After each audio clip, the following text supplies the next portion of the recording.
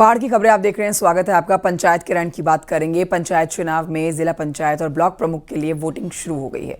73 block में block प्रमुख और 7 जिलों में जिला पंचायत अध्यक्ष के लिए वोटिंग हो रही है। अल्मोड़ा, नैनीताल, बागेश्वर, चमोली के साथ ही देहरादून, पौड़ी, रुद्रप्रयाग में मतदान जारी है। 5 जिलों में बीजेपी के निर्विरोध जिला पंचायत अध्यक्ष चुने गए हैं।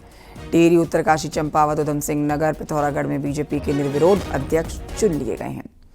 बाकी के 7 जिलों के अध्यक्ष के लिए वोटिंग चल रही है। 7 जिलों में जिला पंचायत अध्यक्ष और 73 ब्लॉक प्रमुख के लिए वोटिंग दोपहर 3 बजे तक होगी। वोटिंग खत्म होने के तुरंत बाद काउंटिंग होगी और रिजल्ट घोषित होगा।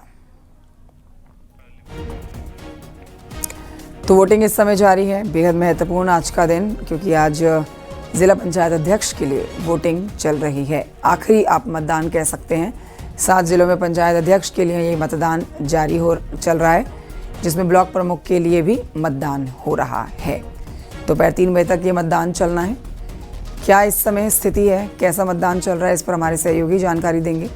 बहरहाल आपको बता देते हैं कि ये पंचायत चुनाव में जिला पंचायत और ब्लॉक प्रमुख के लिए हो रही है वोटिंग। जिला पंचायत और ब्लॉक प्रमुख के लिए वोटिंग हो रही है। 73 ब्लॉक जिनमें ब्लॉक प्रमुख हैं और 7 जिलों में जिला पंचायत अध्यक्ष के लिए ये वोटिंग इस समय जारी है।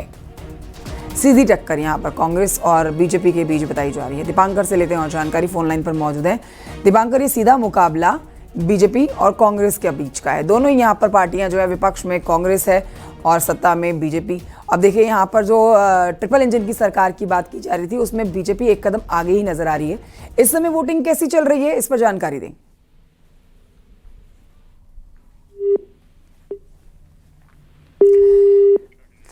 बड़ी खबर आपको बता देते हैं। अल्मोड़ा, नैनीताल, बागेश्वर, चमोली, यहाँ देहरादून, पौड़ी, रुद्रप्रयाग में भी इस समय मतदान चल रहा है। 5 जिलों में बीजेपी के निर्विरोध जिला पंचायत अध्यक्ष चुन लिए गए हैं, जिनको मुख्यमंत्री धामी ने बधाई भी दी। लेकिन इनके अलावा कई और जिलों पर जो वोटिंग चल रही है, टिहरी, उत्तरकाशी, चंपावत, उधम सिंह नगर, पिथौरागढ़, यहाँ बीजेपी के निर्विरोध अध्यक्ष चुने गए।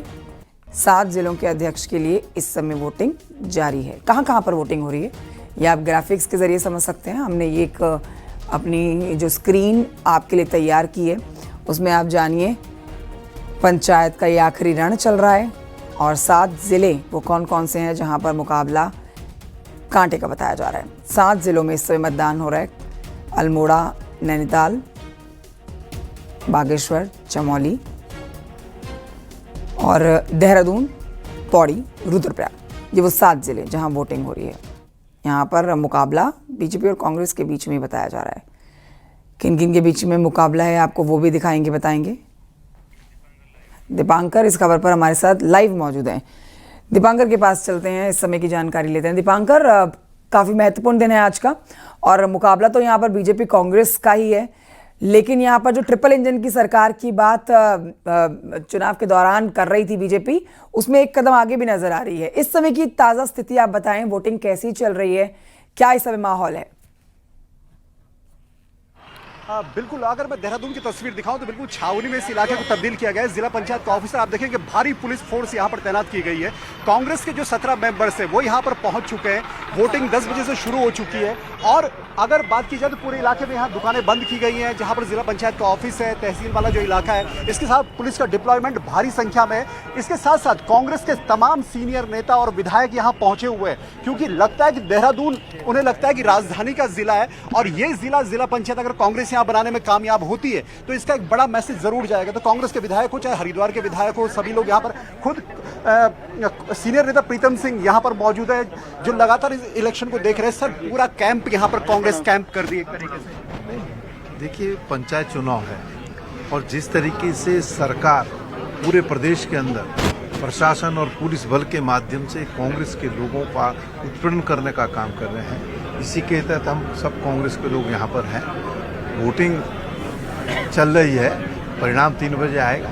तो 3 बजे तक आप लोग ऐसी डटने वाले? नहीं, बीच में हम जा सकते हैं, पहले वोटिंग खत्म हो जाए। तो आपको क्या उम्मीद? देखिए, जिस तरीके से पंचायतों में कांग्रेस ने उम्दा प्रदर्शन किया है, उसके आधार पर हम कह सकते हैं कि हम देहरादून में जीते। तो कंचन, ये तस्वीर है जो विधायक है कांग्रेस के वो यहाँ पर पहुंचे हुए हैं, कांग्रेस के सीनियर नेता यहाँ पर पहुंचे हैं, कुछ देर बाद खबर है कि हरीश रावत भी यहाँ पर पहुंचेंगे।